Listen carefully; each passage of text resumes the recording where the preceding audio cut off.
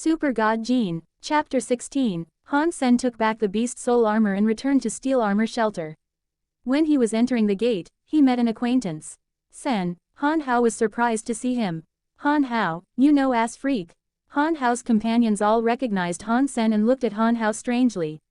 No, wrong guy, let's go. Han Hao paused and looked embarrassed. Without saying hello, he walked past Han Sen. Han Hao hadn't expected Han Sen to be in the same shelter, nor that he was also the infamous ass freak. If word got out that he was Han Sen's cousin, Han Hao couldn't imagine what Son of Heaven and Qin Zan would do to him. Han Sen smiled wryly and did not expose Han Hao's lie. Since Han Hao didn't want anything to do with him, why would he do his cousin any harm? With 2 million on him, Han Sen left God's sanctuary and went back home. He asked Mr. Zhang to help with the legal procedures regarding the old house to avoid any further disputes with his relatives. After that, Han Sen felt a lot more relaxed. Everything would be taken care of and life would only get better. When he earned more money, Han Yan could go to a private school, where she could get a much better education than he did. In some elite schools, she could even learn hyper-geno arts and have a much better start. To enter an elite school, however, her family must be aristocratic. So Han Sen must complete one evolution and gain the title. That would be a piece of cake for me. I could even have the title of Sacred Blood Aristocrat if I want. Han Sen's spirits were high. Brother, you here? Han Yan, in floral pajamas and holding a doll in her arms, poked her head through the door and searched for Han Sen. Seeing Han Sen sitting on the bed, she ran over and leaned against him with the doll.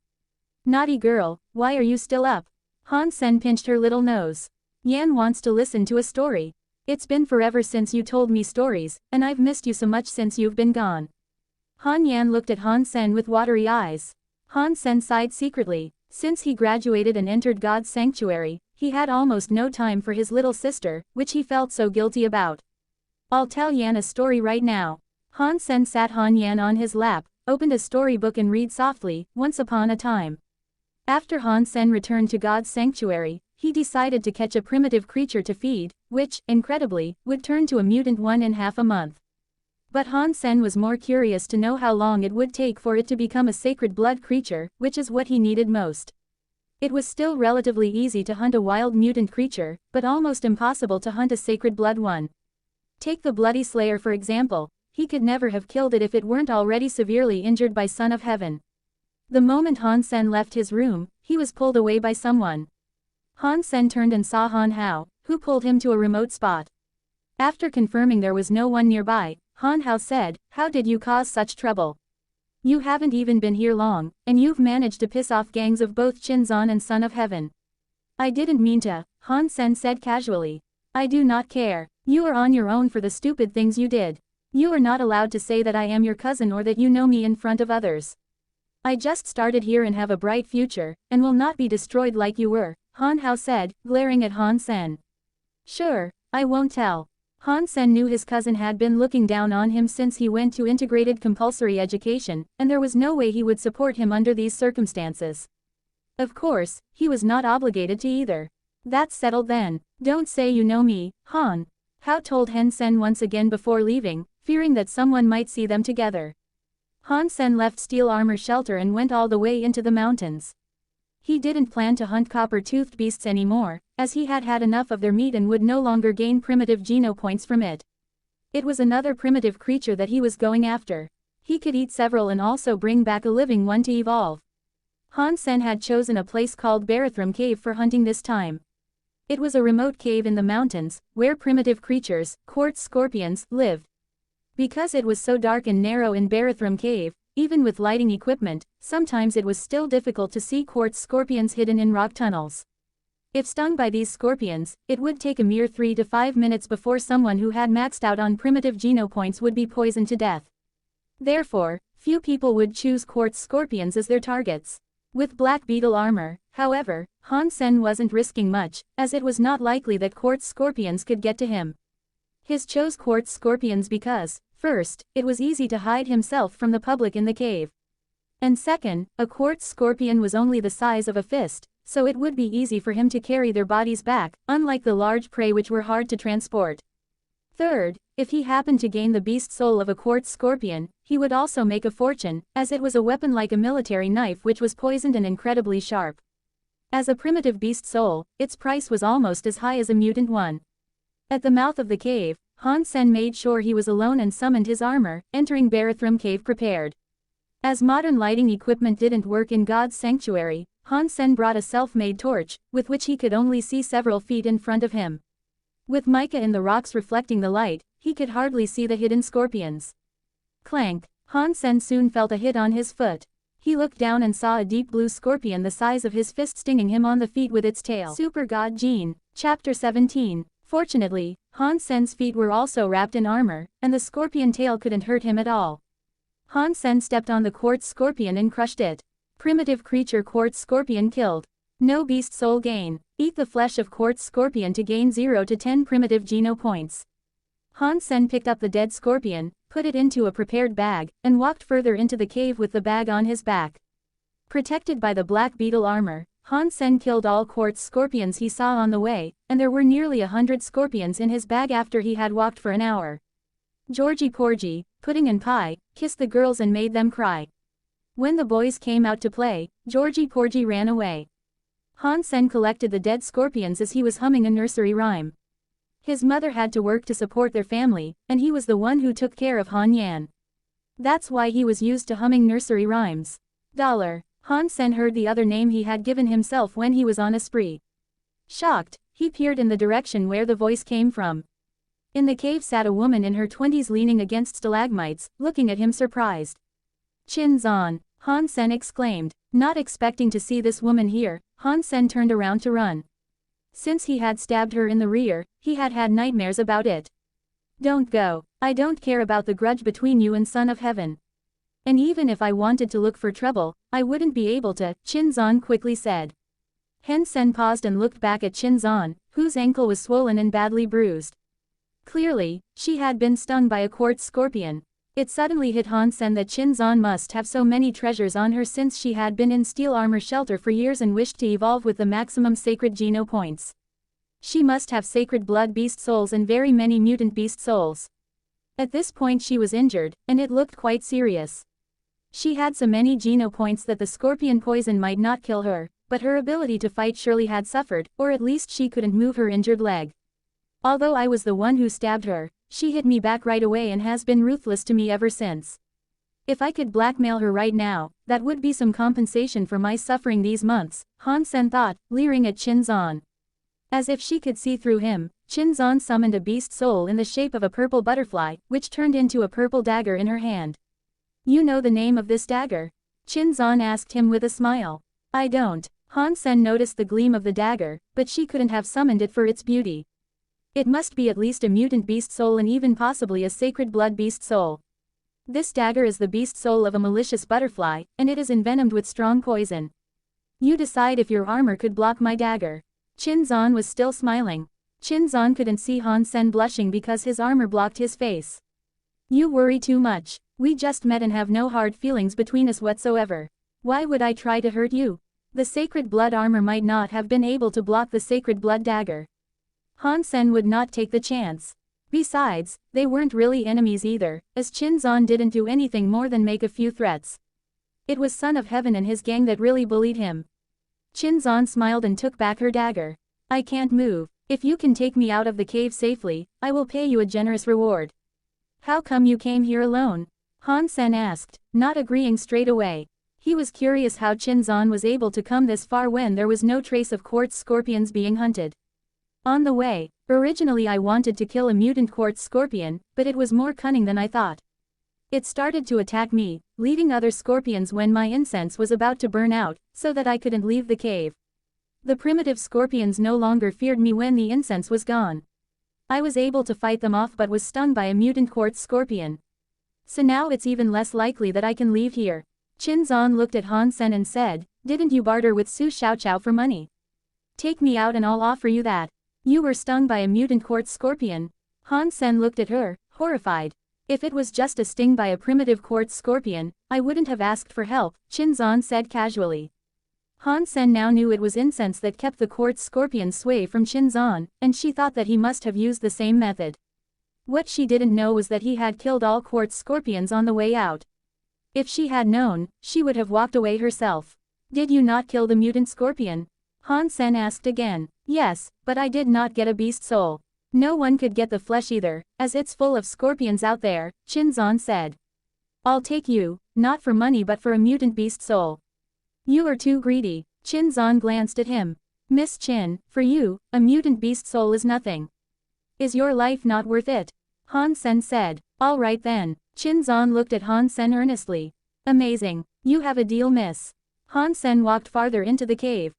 Super God Gene, Chapter 18, What are you doing? Qin Zan frowned. I'll take you out after picking up the corpse of the mutant quartz scorpion you killed. Han Sen continued to go inside. There are so many scorpions there. Don't you need incense? Qin Zan looked at Han Sen, puzzled. Why do men need incense? Han Sen came back with a giant blue scorpion about a foot long in his hand. Qin Zan sighed after looking him up and down. I was tricked by you. You have already killed all the quartz scorpions out there, haven't you? Smart girl. Han Sen poured the dead scorpions from his bag, which soon piled into a heap. Although Qin Zan had guessed it, she was still surprised to see that Han Sen had killed so many scorpions. Han Sen put the corpse of the mutant scorpion in his bag first before he started to fill it with primitive scorpions. There were still a few that wouldn't fit in there, and he didn't waste those but ate all the flesh until he had cleaned them up. Primitive quartz scorpion flesh eaten. 4 primitive geno points gained. I haven't seen anyone quite like you, willing to eat such disgusting things. Qin Zan had never met someone who had such nice equipment but remained so stingy. Come on. Han Sen squatted next to Qin Zan, wanting to carry her out on his back. Since there are no scorpions anymore, I could just walk out, Qin Zan said. You have promised me a mutant beast soul and couldn't take that back anyway. Why not enjoy my service with your injured leg? Han Sen said. You are right, why not? She bit her bottom lip, got up and carefully climbed onto the back of Han Sen. With the armor, Han Sen couldn't really enjoy the feeling of her body against his. He walked out, carrying Qin Zan, with his bag in one hand. She only weighed about 100 pounds, which was nothing for Han Sen, who had already gained quite a lot geno points. They emerged from the cave in no time. Where are you going? Asked Han Sen. Back to the shelter, Qin Zan said. Han Sen no longer spoke and carried her towards steel armor shelter. After an hour, he let her down. It is not too far away from the shelter now, and people pass by here all the time. Wait for a while, and then ask them to bring you back. Han Sen extended an empty hand to Qin Zan. Now, my mutant beast soul. I have asked Su Xiaoqiao to send a message. Would you sell me the sacred blood beast soul and gear? Qin Zan didn't hesitate before she handed over a mutant beast soul in the shape of a black cat to Han Sen. What is your offer for the golden double-edged axe? Han Sen asked. 2 million. That is a piece of sacred blood gear, while 2 million won't even get you a mutant beast soul. Han Sen frowned. Sacred blood gear is very nice, but you can't take it to the real world, while beast souls could be used outside God's sanctuary. That explains the price. If you would sell a sacred blood beast soul, I'd give you 20 million, explained Qin Zan. A mutant beast soul, plus 2 million, Han Sen said. A mutant beast soul is out of the question. I'll give you 5 million. Flesh of 2 mutant creatures and 2 million. You are asking too much. Final offer, 6 million. After all, you can't take it outside, Qin Zan said. Okay, get the money ready. I will tell Xiaoqiao when and where we trade, Han Sen said and left with his bag. You really would not consider selling the sacred blood beast soul. 20 million is just a tentative offer. We could discuss further, Qin Zan said to his back. No way. Han Sen left without pausing. Qin Zan looked at him leaving and thought, his armor was tougher than the quartz scorpion sting. It must also be a sacred blood beast soul. Who was he? He doesn't look like a soldier. She had no clue. Han Sen went back to his original look and returned to the shelter with his bag. There was no one guarding the gate anymore. They had searched for so long and found nothing, so they had to give up. Coincidentally, Han Sen ran into Han Hao and his friends again. Nice to see you again, ass freak. You have a full bag with you. How many mutant creatures did you hunt? A young man ridiculed him.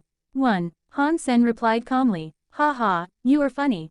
Could you even hunt primitive creatures? It must be full of black beetles there, laughed the young man, leading everyone to burst into laughter. No one believed Han Sen could get a mutant creature. Han Hao, Don't mistake him for anyone. If you knew him, you'd forever have bad luck. A young man patted Han Hao on the shoulder. No way, I'd no ass freak. Han Hao looked embarrassed. Han Sen ignored them and carried his bag back to his room. He saved the mutant quartz scorpion and was going to sell Xiao Xiao all the rest. Although he could evolve a creature into a mutant 1.5 a month with the black crystal, he'd rather use the crystal to get sacred blood creatures. Super God Gene. Chapter 19. In the middle of the night, Han Sen placed a bag of dead quartz scorpions and a note at the door of Su Xiaoqiao's room before knocking a few times. Then he hid in an alley close by and made sure Xiaoqiao took the bag and note inside. It turned out to be a nice collaboration, and Han Sen got the 6 million promised by Qin Zan and another 80,000 for the scorpions. He went back to his room with boxes of cash and almost jumped with joy. Even when his father was still alive, he had never seen so much money at once. Han Sen left God's sanctuary with the money, since the only thing he wanted to do right now was to share the joy with his mother and sister. Their adversity had finally ended. The 2 million he earned before was all used on solving the issue of the old house, and he could eventually have the 6 million to himself, which was a totally different feeling. Although the money was not even enough for the rich to buy a luxury airplane, for Han Sen it was already the most money he had seen in his life. Mom, Yan, I have something to show you. Han Sen pulled them into his room and poured the cash onto his bed. Where did you get so much money? Luo Sulan was first frightened instead of being surprised, fearing that her son might have done something dangerous. Mom, I was lucky to have killed a mutant creature and gained the beast soul, so I traded it for this money. Han Sen did not dare to tell the truth, afraid that Luo Sulan might get worried.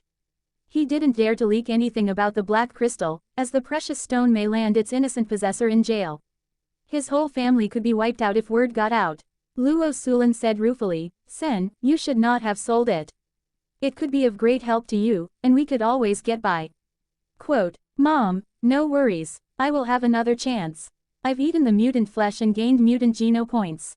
In the future, it'll be much easier for me to hunt, and everything will get better. But, Luo Sulan still felt bad, as it was not that easy to kill a mutant creature.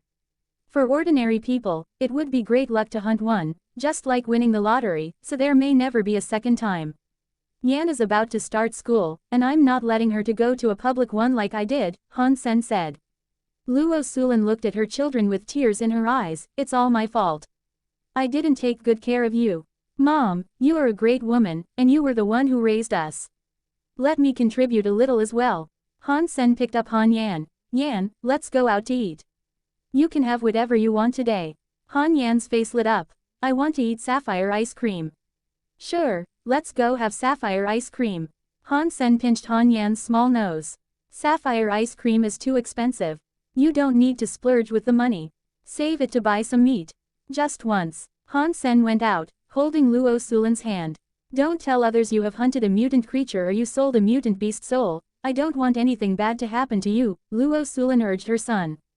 Since Han Sen's father had the accident, Luo Sulan had changed. She no longer wanted Han Sen to be in charge but just to be safe. Mom, relax, I will not say a thing. You keep the money and decide what to do with it. Han Sen went out of the house holding his sister with one hand and his mother with the other. Sapphire ice cream was famous throughout the alliance and was also very expensive. Even the cheapest type cost more than 10,000. Their neighbors' kids were always having sapphire ice cream. And Han Sen also had tried it a few times when he was younger. However, when Han Yan was born, they were already bankrupt, so they couldn't afford such luxuries anymore. Having the impression that the ice cream was delicious, Han Sen could no longer remember what it tasted like. When the three came to Sapphire, all the seats were taken, and there was a long line to buy ice cream. Let's go upstairs. Before Han Sen entered the store, he saw through the window that the second floor was almost empty, so he thought the ladies could go upstairs and have a seat while he would stand in line alone. At the stairs, he was stopped by a waiter. I am sorry, you cannot go up, the waiter said. Why, aren't there any seats upstairs? Han Sen frowned. Contemptuous and impatient, the waiter pointed to a notice on the wall. You should have heard about our rule even if you have never had our ice cream before. Han Sen looked at the notice, which said, the distinguished and aristocrats only, and understood what he was referring to. So the second floor was an area exclusively for people with privileges, and ordinary people weren't even allowed to enter. No wonder the second floor had much better decorations yet was so empty. We don't need to sit down. We'll just wait here, and you go get Yan ice cream, said Luo Sulan, trying to spare Han Sen. I'm going. Han Sen smiled and went to the back of the line. He seemed to be indifferent, but was suddenly possessed by an aspiration. What's so special about the distinguished and aristocrats? Soon I shall have it all and more. The stupid notice will never get in my way again. There still were no empty seats when it was his turn to buy the ice cream, so Han Sen had to order takeout. Before leaving, he took another look at the notice, the distinguished and aristocrats only. Super God Gene. Chapter 20. The next morning, Han Sen was on the train going to the teleport station, with many passengers sharing his destination. Most people could not afford a teleport device, so they had to enter God's sanctuary using a public teleport station. Today, the conductor seemed to be in a bad mood. While Han Sen was deep in thought about what to do in God's sanctuary, a violent shake of the train left everyone who was standing falling to the sides. Since he wasn't paying attention, Han Sen also involuntarily staggered a few steps forward and fell on something soft. Subconsciously wanting to seize something to regain his balance, he felt strange because what he was holding onto was even more soft and tender. Then he found that he had bumped into a woman in military uniform, and his hands were on her chest. Bastard! The woman scowled and elbowed him fast and hard. If she were to succeed, Han Sen would have lost half his face.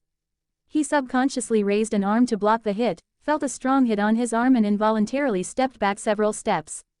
The woman turned around and viciously stared at Han Sen.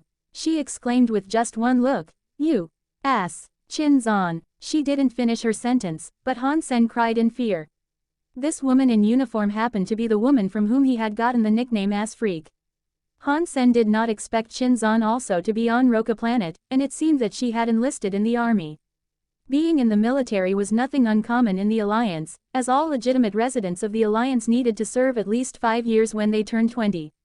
When Han Sen turned 20, he would also become a soldier, if there were no special reason for him not to serve.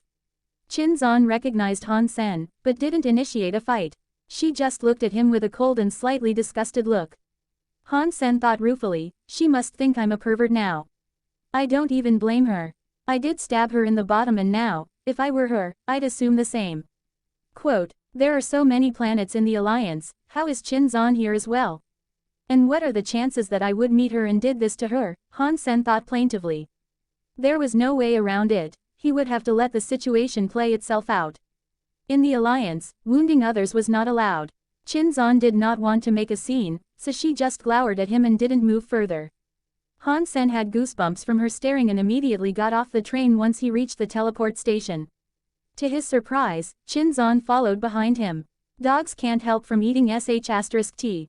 I thought you were just innocent, while you are by nature a disgusting person, Chin-zan said fiercely. You saw what happened. It was the train, and so many others also fell. It was just a coincidence, Han Sen said with a wry smile. Would you believe that if you were me? Chin-zan said coldly. What do you want? Chin-zan had identified him as a bastard, so there was no need to explain. You really are brazen, showing no remorse for what you did. It must not be the first time you have done something like this. Seeing that Han Sen wasn't going to apologize, Chin-zan raged, you think I'll just send you to the police? It's not that easy. I can't beat you up here, but in God's sanctuary, it will be a different story. You are going there, right? I'll wait for you. Chin-zan immediately left and the soldiers saluted her. Good morning, station master. Han Sen stumbled and couldn't believe what he saw. He almost wanted to cry. All teleport stations belong to the military system. A garrison was assigned to each station, and the station master was the garrison's chief executive.